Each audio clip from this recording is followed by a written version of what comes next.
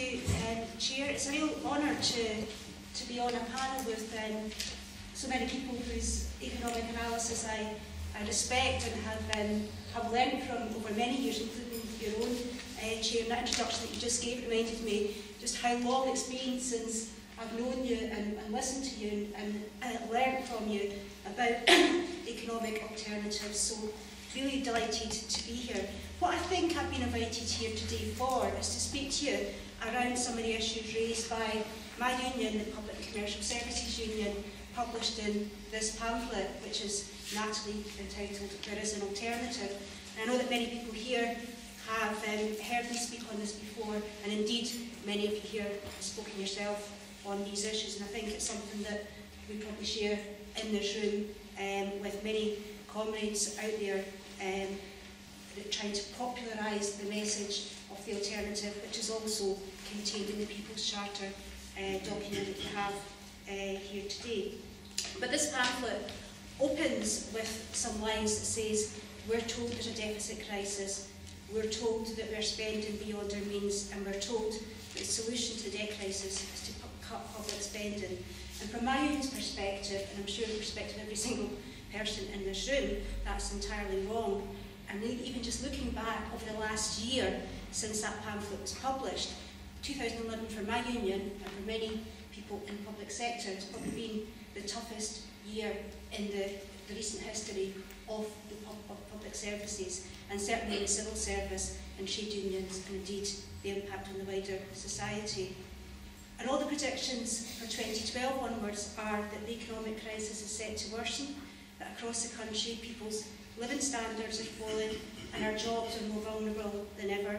And in our neighbourhoods up and down the country, local services are being closed down as the cuts bite. And the ravaging cuts that we're seeing and describing have been analysed, as Stephen outlines, only 6% of the cuts have actually been implemented so far. You know, the rest are yet to come.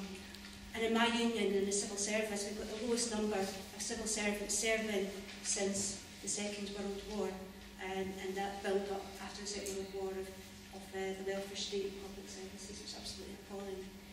And there's multiple threats to my members and to the public across the civil service and across public services. 710,000 jobs are at risk to be cut as a result of these so-called austerity measures. Our pay has been frozen for 2 years at 0%. Now, many of my members have been suffering below inflation pay increases for years before that, but they've been frozen at 0%, and we're now facing a further cap ceiling of 1% for at least the next 2 years to come. And on pensions, everyone has been told they must work longer, pay more for a more pension. And you'll have seen on Friday that the government gave its fourth final offer to the unions, and my union is balloting for industrial action to reject that offer. It's entirely unacceptable that my members are expected to pay up to £700 per year more as part of his pension tax when they won't actually see it returned to their own pensions or retirement. We're told also that our rights at work are no longer valid, and we're threatened through the law and through changes to your right to challenge your employer. And we're told that we need to restrict more the activities of trade unions' rights to organise and coordinate industrial action. So underpinning all of that is, of course, the ideological crusade that this government is taking against the public sector and, yes, against trade unions. And this is somehow a rational belief that the market is always right, and the market demands means more and more cuts will somehow boost the economy, and the economy that we have is showing that that's not actually happening, because the reality is that the government's economic policy is failing to stimulate growth, and indeed they're seeking to divide public and private sector workers. But really the division in the society is not between the public and private sector workers. We know public sector workers live in families and communities with private sector workers, and we are the same people suffering the same cuts and the same threats to jobs, wages, and indeed our communities. And just a little bit about the haves and the have-nots. Just try, there's so much happening at such a fast rate out there for the haves, that I've tried to look back over the last week or so, week or two, of just what's been announced. And looking at fuel bills for people up and down this country have risen by 100% since 2005, and 1 in 3 are now living in fuel poverty, and yet the big 6 energy companies' profits have increased 8-fold. That managing director of British Gas earning a package of 9.4 million. And this week you'll have seen that former Miss UK, the wife of the billionaire pharmaceutical tycoon, took a delivery of a yacht which cost £250,000 just to fuel up the tank, never mind the cost of that yacht. An absolutely scandalous division in our society. People can be having that kind of wealth against that kind of inaccess to fuel and fuel poverty. And in banking, I know there's a whole session this afternoon on banking, but we've just come through, we're about to complete the first quarter of the year, where you always get the banking bonus kind of announcement scandal. And here we are in a state now where the public owns 82% of the Royal Bank of Scotland, which we were bailing out to the tune of £45.5 billion 2 years ago, and it's doubled its annual loss to £2 billion, laying off thousands of bank workers, ordinary bank workers up and down the country, and yet paying out £785 million to investment bankers. And we don't forget the Hamptons and the Hesters, who have only waived their bonuses this year, 1.4 million and 963,000. They'll be back next year seeking their bonus when they hope it'll all be quiet and the attention will be off them. And in the government, well, we all know the Chancellor Osborne on his 21st birthday received £30 million trust fund. We're all in it together, George. And the Chief Executive Officers and the senior civil servants that we've seen here in Glasgow, the Student Loans Company, doing dodges to make sure that they could avoid their tax by paying themselves as though they had human resources somehow, a private company in a public sector organisation. So we know they're not all in it together.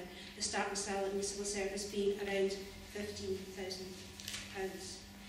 On welfare reform, we could have a whole day on welfare reform, and I just wanted to highlight that another pamphlet my union's produced, which is also on our website, is an alternative vision on welfare, which goes into a great detail around that alternative.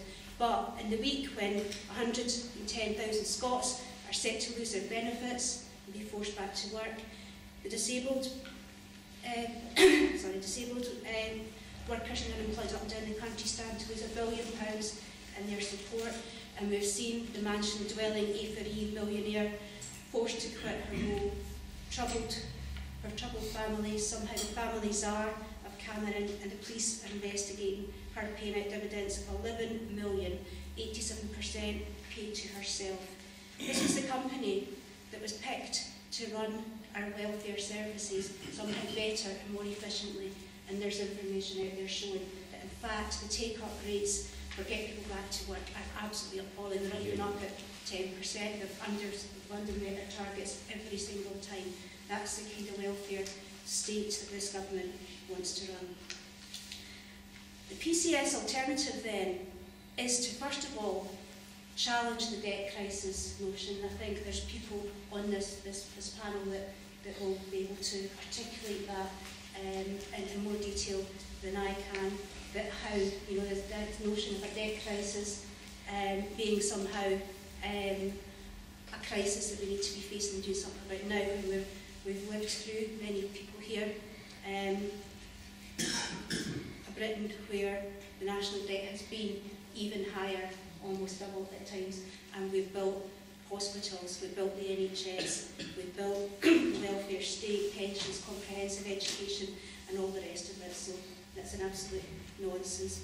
We believe also that there must be investment and not cuts, and that you must make sure that the arguments that are put for investment, like the example I just gave, with private contractors taking millions out of public sector, taking away jobs, and not actually doing the work to get people back into work, and the examples that we see in hospitals where the cleaning, when it's been privatised out, increases hospital-acquired infections and costs the NHS large sums of money.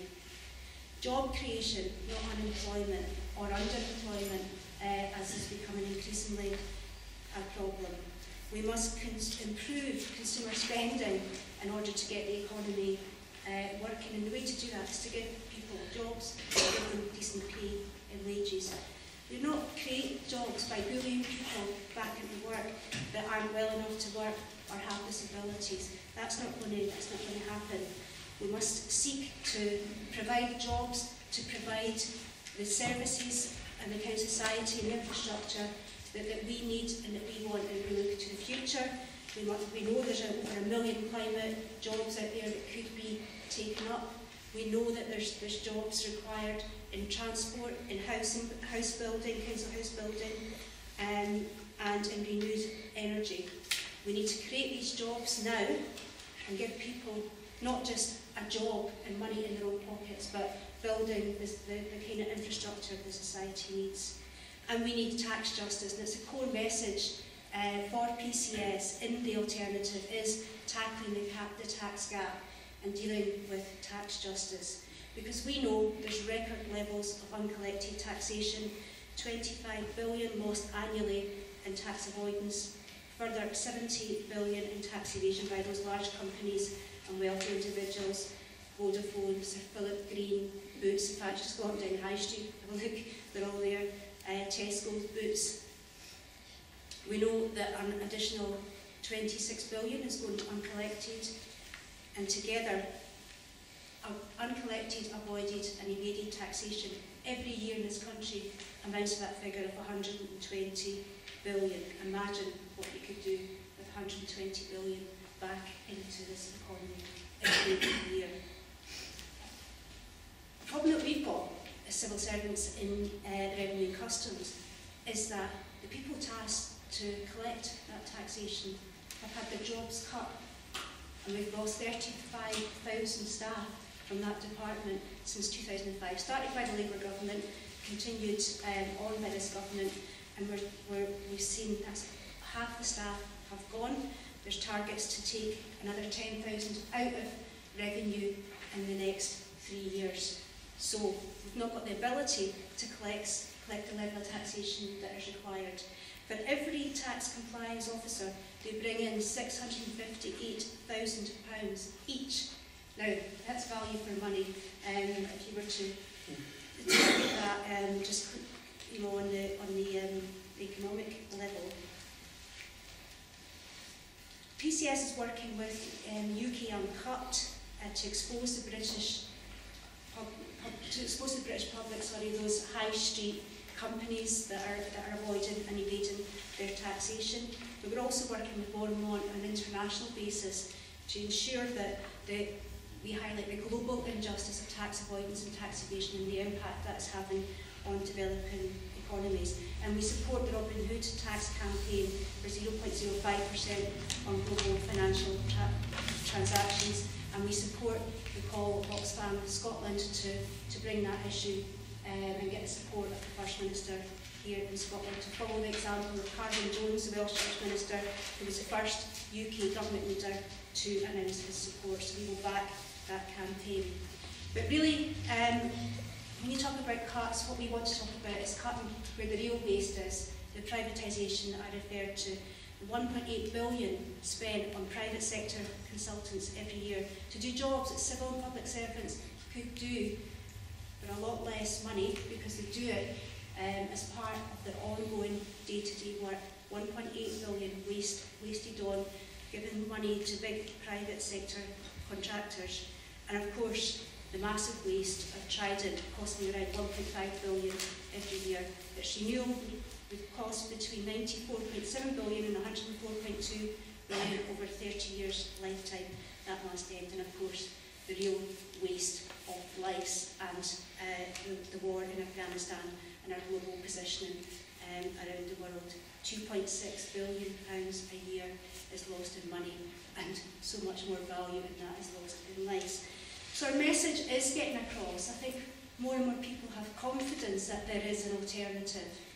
You don't hear in November the 30th, in the run-up to that time, you did not hear people saying there's no point taking action because this Tory government is in to stay. People know that this is an ideological assault, and I think that the kind of work that People's Charter is doing, the work that my union is doing around the alternative, the popular campaigns like UK Uncut and the young people taking part in some of those creative and imaginative activities are showing that there is an alternative and there's a voice for the alternative. And I think the tax justice argument is one that we've uncovered. It's very simple, it's very straightforward. It's not, it's all on our website, it's easy to articulate, and I think when people hear that up and down the country, they realise that's without raising a single penny in additional taxation. 120 billion every year should be in our pockets and not leaving this country. So I think when Cameron talks about his anti-business snobs, when you've got the Labour opposition trying to speak about responsible capitalism, you know that we're beginning to win those arguments and that we will prevail in our campaigning. And just finally, Chair, I just wanted to say something about the alternative to austerity in Scotland, because nobody can stand on a platform anymore in Scotland and not talk about the debate that's taken. I know that there'll be a whole Morningstar conference, I'm sure, around the issue. But everything I've just said is the same in Scotland, whether independent, whether Devo Max, Devo Minor, or Dandelion and Burdock or Iron Brew, whatever it is, these issues are the same. And my union is developing our response to the potential changes, further powers to Scotland, and we're looking at that as a union where 2/3 of our members in Scotland work in UK departments. But people in this city that work in Kentigern House, the big Ministry of Defence building down on the Clyde, who are saying, what happens to my job? Because my job is to process army salaries for the whole of the UK. People in the Department for International Development in East Kilbride saying, what happens to my job? People in Motherwell Pension Centre, people in the Food Standards Agency in Aberdeen, people all around the country that work for the British Civil Service that are quite concerned about what the future might be, and this is where we need answers. But what we need to be saying is not, therefore things should never change in Scotland, shouldn't have more powers. What we need to be saying is what for, what kind of Scotland? Do we want a Scotland of low taxation? Do we want a Scotland where we lower corporation tax and in they come and get the cheap labour? Or do you want a Scottish alternative? And if you want a Scottish alternative, then you've got to address fair and progressive taxation here in Scotland as well. You've got to address what kind of welfare state. The big prize of bringing welfare to Scotland also means a responsibility. We don't want a privatised welfare system in Scotland. We don't want lower benefits in Scotland. We also want to ensure that the equalities agencies, the health and safety executive, whatever happens in Scotland, is enforcing and is as good as, if not better, than what we currently get in the UK. And you need to make sure that trade union freedoms are maintained and improved. And finally, a living wage, decent pay for all workers, public sector, civil service, local government, health, procurement, and also the private sector. When we can address these things, we can talk about what kind of Scotland. That's certainly my minimum demands that I'll be putting on whatever government and whoever runs Scotland in the future. These are important. Thanks very much.